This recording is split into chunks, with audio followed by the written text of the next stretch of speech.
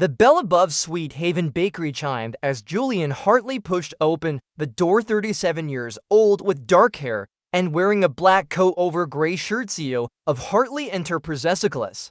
Beyond measure and utterly alone on his 48th birthday, had stopped counting years. Aga birthdays were just another day when you had no one to celebrate with. Julian had come to this bakery because it was quiet, because no one knew him here, because he could buy a single cupcake and pretend it mattered. Inside the small bakery smelled like vanilla, and sugar display cases held beautiful cakes, each more elaborate than the last. Julian was studying them when he heard a small voice. "Excuse me, miss." A little girl stood at the counter, maybe 6 years old, with blonde pigtails tied with pink ribbons, wore a faded pink dress. In her hand, she clutched a crumpled $5 bill. The baker smiled down at her. "Hello, sweetie, what can I get you?" "It is my mommy's birthday," the little girl said seriously. "I want to buy her a cake. How much do you have?" The girl held up the $5. "I have been saving for 3 months." The baker's smile became sad. "Oh, honey, the smallest cake I have is $20. The little girl's face fell. "But I saved so long." "I know, sweetie," the baker said gently, "but ingredients cost money. I cannot sell them for less." Tears filled the child's eyes. "But mommy works so hard. She never buys anything for herself. She always says we cannot afford it." I wanted to surprise her. Julian watched this exchange. Something in his chest cracked. He stepped forward. "Excuse me." Both the baker and the little girl looked at him. "What if I add to what she has?" Julian said, pulled out his wallet. "How much for your best cake?" "Our best is $60. The baker said. "It is a 3-layer chocolate with raspberry filling." Julian handed her 3 20s. "Add her $5 to this. Give her that cake."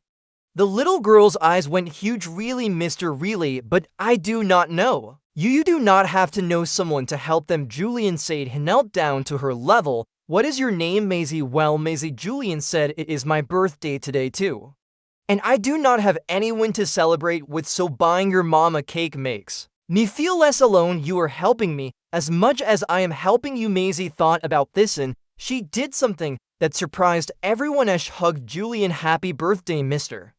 Julian felt tears in his eyes. When was the last time someone had hugged him? The baker carefully boxed the elaborate cake, handed it to Maisie. "Can you carry this by yourself, sweetie? Or should I call your mom?" "She is working," Maisie said, "at the diner across the street.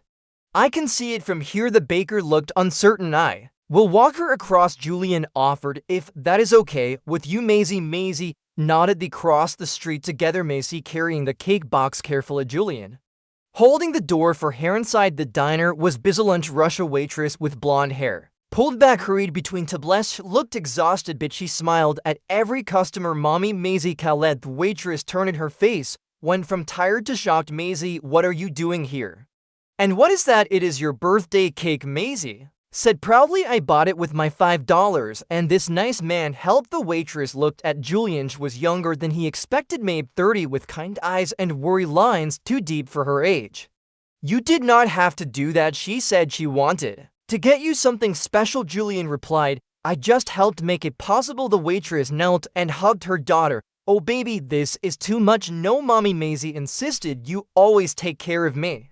Today, I take care of you." The waitress was crying. "No." She looked at Julian. "Thank you. You are welcome." Julian started to leave, but Maisie grabbed his hand. "Wait, it is your birthday. You should have cake with us." "Oh, sweetheart, I do not want to intrude," Julian said. "Please." The waitress Sage wiped her eyes. "I am Sophie, by the way, Sophie Miller. It is the least we can do to thank you." Julian hesitated, had nowhere to be. "No one waiting." "Okay," he said, "I would like that." Sophie's shift ended at 12, and Maisie lived in a small apartment above a laundromat 3 blocks away. Julian followed them. Their inside was tiny, but spotlessly clean and decorated with Maisie's artwork with love. Despite having so little, they lit candles on the cake saying "Happy birthday to Sophiathan" to Julian. Maisie insisted. When Julian tasted the cake, he realized something. This was the first birthday celebration he had had in years. Usually, he worked through the day, ignored calls from his sister, went home to an empty penthouse, but here in this tiny apartment with a struggling single mother, and her 6-year-old daughter felt something he had not felt in a decade. Joy, this is the best birthday I've had in years, Julian admitted. Sophie looked surprised. Really? I thought someone like you would have elaborate. Party someone like me, Julian asked. Rich, Sophie said, then blushed. Sorry, that sounded rude. It is accurate, Julian said. I am wealthy, but that does not buy what this is. He gestured to the three of them. Connection, meaning feeling like you matter to someone. Sophie studied him. You seem lonely. I am, Julian said. Honestly, by choice and by circumstance. I built a company, made millions, lost everyone who mattered along the way. He looked at Maisie, who was licking frosting off her fingers. Your daughter saved my birthday by letting me help her save yours. Over the following weeks, Julian found excuses to visit, brought Maisie bookshelf, fixed Sophie's broken stove, paid for Maisie to attend a better school. You do not have to do this, Sophie said one evening after Maisie was asleep. I know. Then why? Julian was quiet. Because you remind me why I started my company in the first place. What do you mean? I wanted to help people, Julian said. To make products that improved lives, but somewhere along the way it became about profit, about winning, about being successful. He looked at Sophie. You work yourself to exhaustion for your daughter. You sacrifice everything, and she knows she is loved. That is success. That is what I lost. Sophie reached for his hand. You have not lost it. You are still that person, the one who bought a cake for a stranger's daughter, who walks her to school, who sees us as people worth knowing.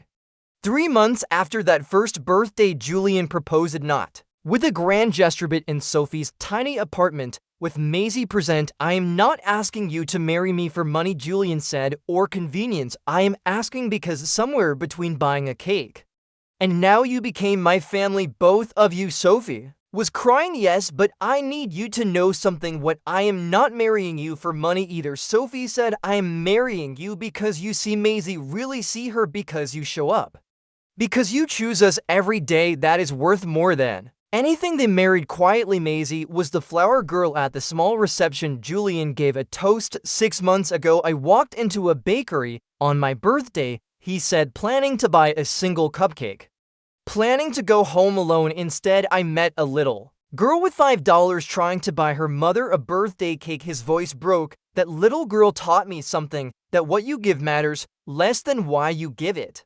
That $5 spent with love is worth more than millions spent without. He looked at his family. Maisie, you saved me not with your $5, but with your heart. You reminded me what matters. You gave me a family. Thank you. Years later, when people asked how he met his wife, Julian would smile and say she had a daughter who had $5 and I had everything except what mattered. Best trade I ever made. Sometimes the smallest amounts mean the most. Sometimes helping someone helps yourself, and sometimes $5 buys more than cake it buys. Connection, purpose. This story touched your heart. Please like and share it with someone who needs a reminder that generosity enriches the giver. Subscribe for more stories about unexpected families and finding meaning. Comment and tell us about a time when a small act of kindness changed your life. Your story might inspire someone to help a stranger today.